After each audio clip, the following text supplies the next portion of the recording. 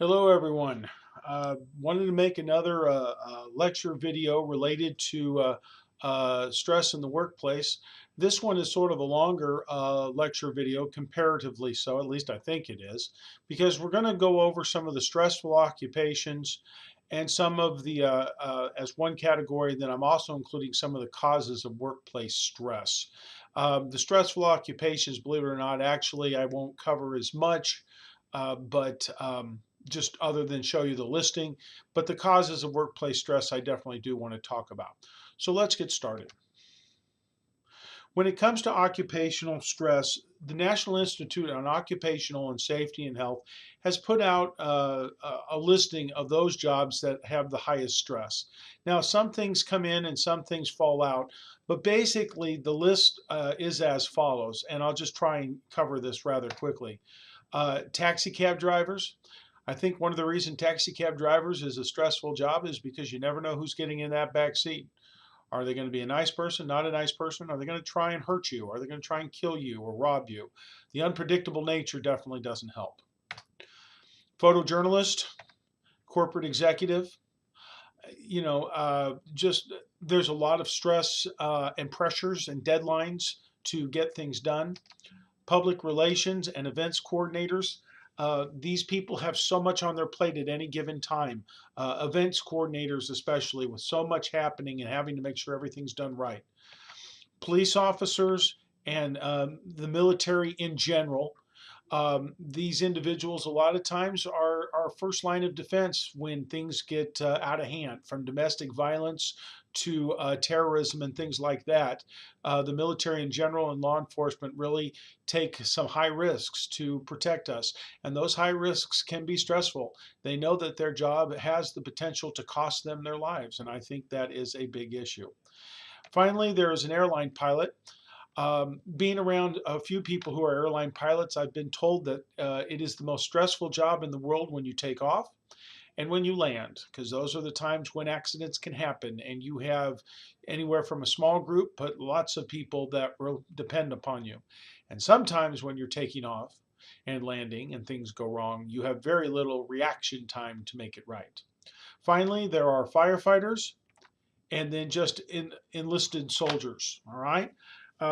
It's not my list. I know the military in general is a big one. That may be military general, excuse me, and then the enlisted soldier.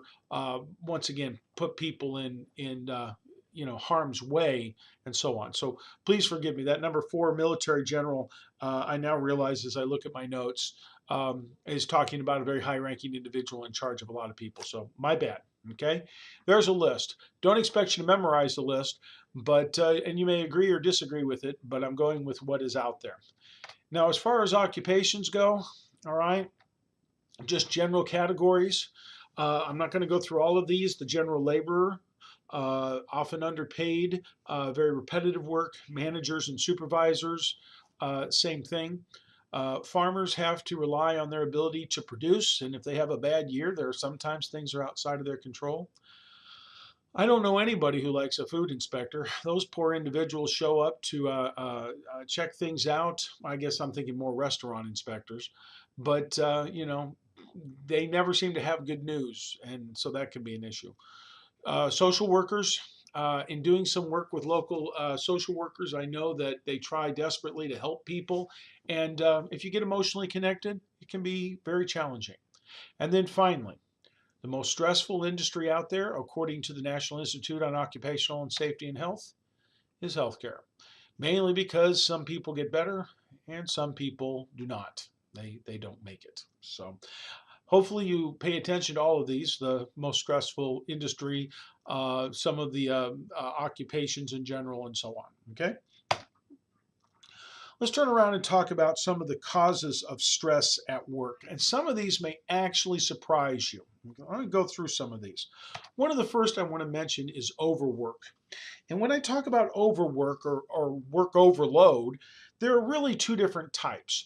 There is what we call a quantitative overload and what is called a qualitative overload. Okay? Back up there a little bit. Quantitative overload simply means you've got too much work to do in the time available. That's quantitative overload. Too much work to do in the time available. Quantitative overload actually correlates very strongly with heart disease. People that are constantly doing all this work trying to keep up, um, I can see where it would play into that. Qualitative overload actually involves difficult work. Okay, it's not necessarily too much work, but it is challenging work. It is mental work to be able to solve things, to resolve issues, to come up with solutions, and people are relying upon you. The amount of work that you need to know, biologists, chemists, physicians.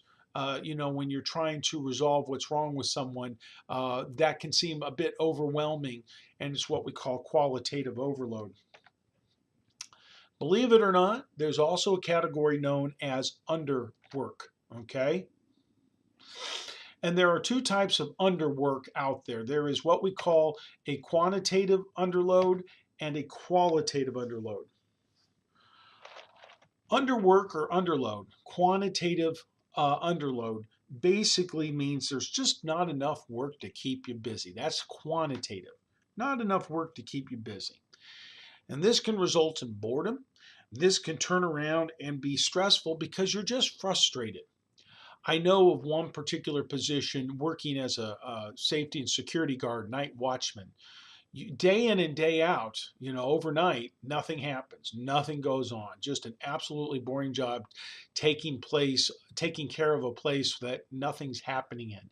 Can be an example of a quantitative underload. A qualitative overload is work that is not challenging. Okay, work that is not challenging can result in stress and frustration. Sometimes students go to a lot of trouble to learn very technical skills and to get on with a business or a company, and they hope to do challenging things, and they find themselves doing very menial jobs, very simple jobs, sort of a qualitative underload. They're not doing much, and they're definitely not being challenged, but that's what they have to do to hopefully move their way up.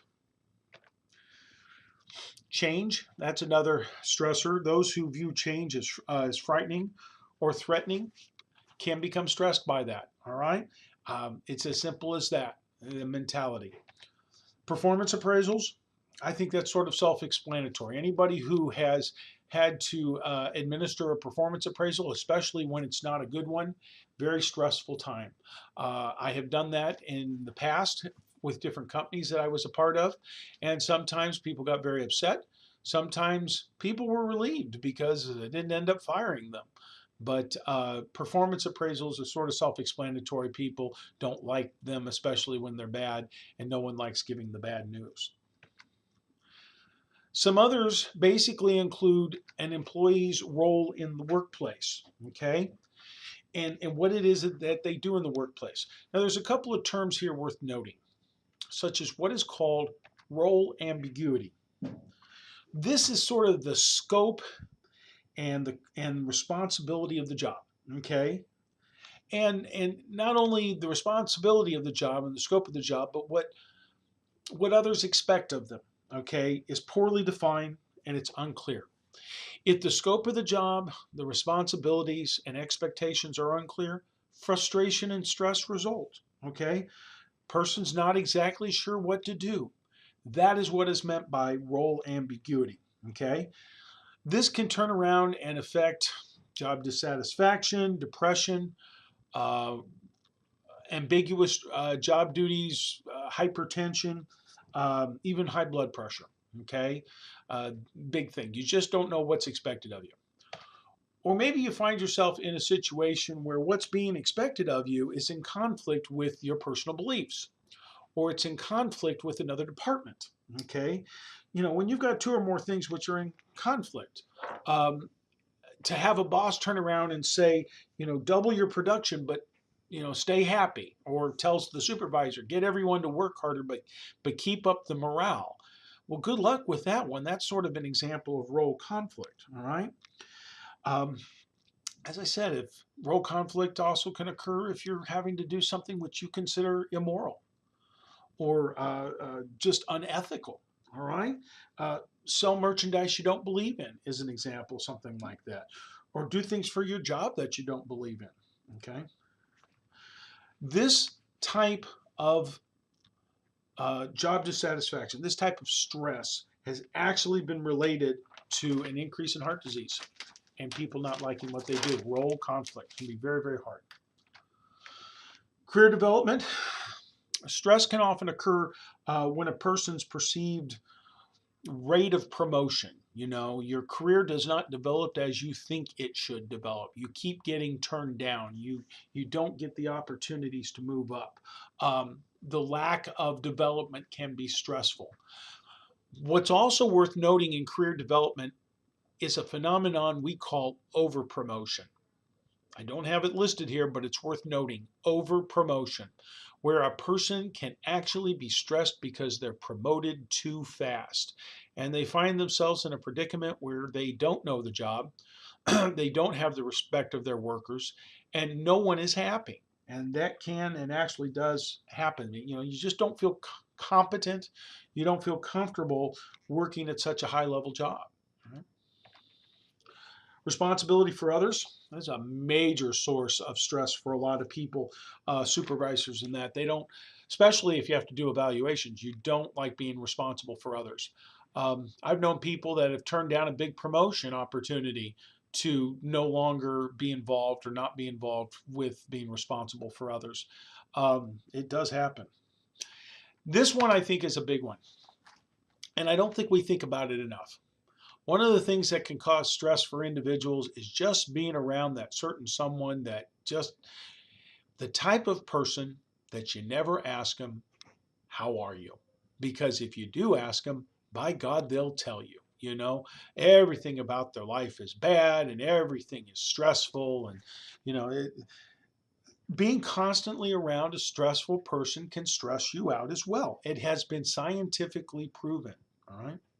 Still, other things, assembly line work and working on straight commission are definitely stressful as well, because they can be very, very challenging in their jobs and so on and so forth. Okay.